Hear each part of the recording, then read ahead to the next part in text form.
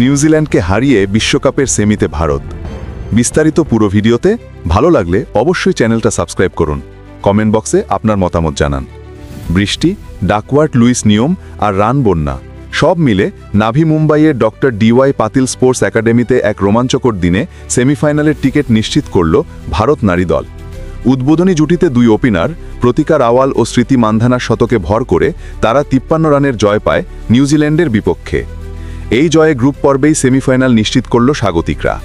এর মধ্য দিয়ে বর্তমান চ্যাম্পিয়ন অস্ট্রেলিয়া, ইংল্যান্ড ও দক্ষিণ আফ্রিকার সঙ্গে শেষ চারে জায়গা করে নিয়েছে ভারতও। বৃষ্টির কারণে 49 ওভারে নামানো ম্যাচে আগে ব্যাট করে ভারত তোলে 340 রান 3 উইকেটে। ইনিংসের ভিত্তি গড়ে দেন দুই ওপেনার মান্ধানা ও রাওয়াল। প্রথম উইকেটে তারা যোগ করেন 211 রান মাত্র 33.2 ওভারে।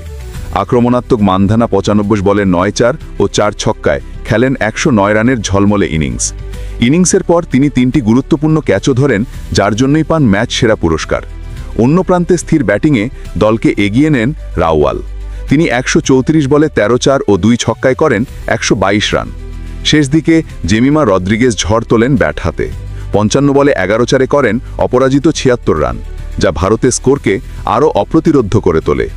নিউজিল্যান্ডের হয়ে একটি করে উইকেট নেন আমিলিয়া কার, সুজি বেটস ও রোজমেরি মায়ার।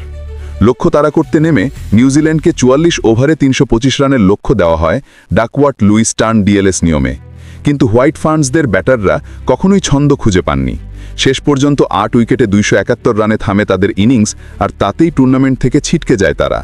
ব্রুক হলিডে 48 বলে 81 রান করে লড়াইয়ের আভাস দেন, সঙ্গে ইসাবেলা গেজের 51 বলে অপরাজিত 62 রানও কিছুটা প্রতিরোধ গড়ে তোলে। কিন্তু দলের জয়ের জন্য তা যথেষ্ট ছিল না। ভারতের হয়ে রেণুকা সিং ও ক্রান্তি গৌড় নেন 2টি করে উইকেট। একটি করে উইকেট ভাগ করে নেন শ্রীচারানী, স্নেহ রানা, দীপ্তি শর্মা ও ওপেনার রাওয়াল।